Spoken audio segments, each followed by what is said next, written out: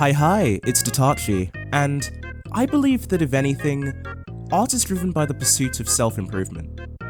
Being able to create new things or look back on art you made in the past and seeing how much you've grown is endlessly rewarding. Hell, those ideas are the reason for the creation of this channel, a playground to do some more serious editing and artwork and meet new people, which has been going pretty well so far. Now, like most artists, I have my own strengths and weaknesses. For some people, these weaknesses could be anatomy, or drawing hands, or backgrounds, or maybe it's all of them, but we don't need to deal with all of them today. In fact, we're dealing with one that's probably the most feared in the wider community, since today we attempt... well, not in the traditional sense anyway. Referencing images for artwork is a skill of its own, requiring a good idea of composition or what elements are the best to take, but why let myself be limited to pre-existing banks of images? What if you could just make them yourself? And that's where Minecraft comes in. I spent an hour scouring across Minecraft seeds for cool imagery, and found 2 scenes I really liked. This'll be our basis for what we make today. So, without wasting any more time, let's see how the first one went.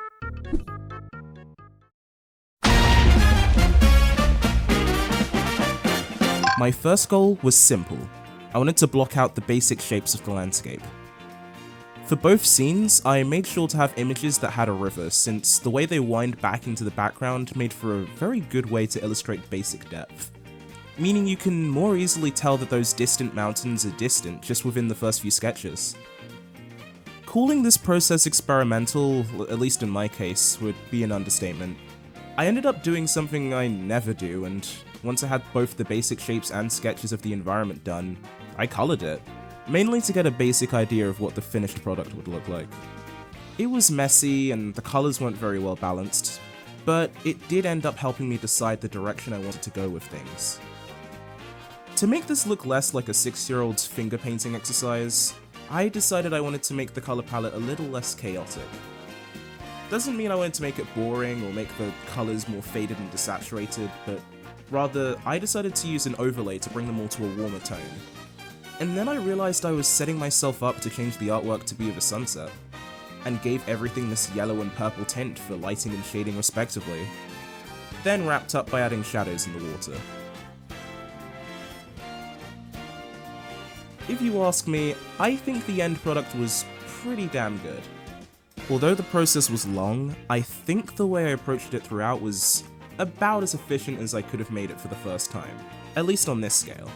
Regardless, here's our initial screenshot, and here's my adaptation. You know, that wasn't too bad. It took about 8 hours, but I managed to complete it while giving it a really appealing palette and composition. I wonder how the next one will go. I made a mistake. I made a big mistake. I decided to take a snow biome as my reference, and putting aside how much more complicated the geometry was here, just in general, I did not know about the pain that is drawing snow. But let me just take you through my descent into madness step by step. It'll be sure as hell easier than actually doing it again. We're starting off pretty familiar here, looking out major areas of the landmass, sketching out trees for the main section of the image as well as the furthest parts of the background.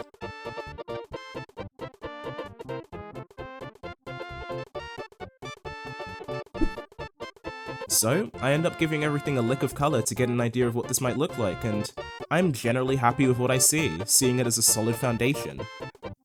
Then we move on to line art, refining shapes, defining land masses, and making those trees look more tree-like.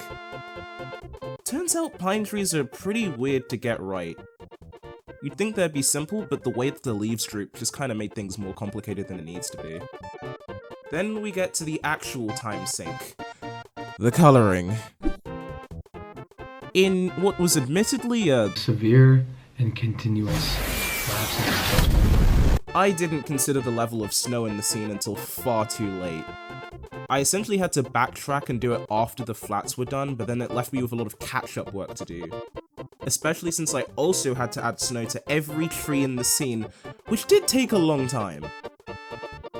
I also made it overlap existing sections of the scene to define its weight, which definitely didn't screw up line art I had already established at that point, but it's fine. After a particularly grueling period of adding snow cover to everything, all that was left was shading. While last time I used my regular cell shading, I decided to go for something a little different, using an airbrush. I essentially used this for all grainy materials in the scene, like snow or dirt, then regular shading for other objects like the trees and clouds. And like that, after adding some textures, and changing the color of the sky and its reflection to my liking, I was essentially free!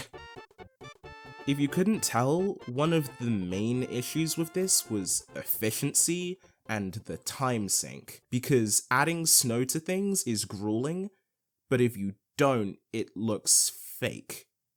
Any sort of lack of snow cover is kind of distracting, and I essentially had to battle against that. Here's the OG screenshot, and what I made. Now, if you're sitting here after listening to me complain for that whole section, you might be wondering why I went into way more detail about the process than I usually do. You may also wonder why I kept doing it, since clearly by the end I was having a rough time. And to that I say, remember how I started this video? You know, art is driven by self-improvement, and even though I used Minecraft as a reference, I still stepped way out of my comfort zone for this. And if the several poorly optimized folders of layers didn't say anything to you, I was grossly underprepared. Which isn't a bad thing, just different. I think it's easy to get scared off by certain elements of art or anything you want to improve on and just put them off indefinitely. But I'd like to think that at least after the suffering, you can laugh a bit and throw yourself back into the fray. I definitely have a lot left to learn about optimizing the process and composition based on multiple images, which could make these look more interesting. But even if that won't be for a while, I'll come back to this idea. With more experience, more knowledge, and maybe I'll actually be brave enough to learn how to use those respective rulers. But not today. Until then, I'll see you in the next one.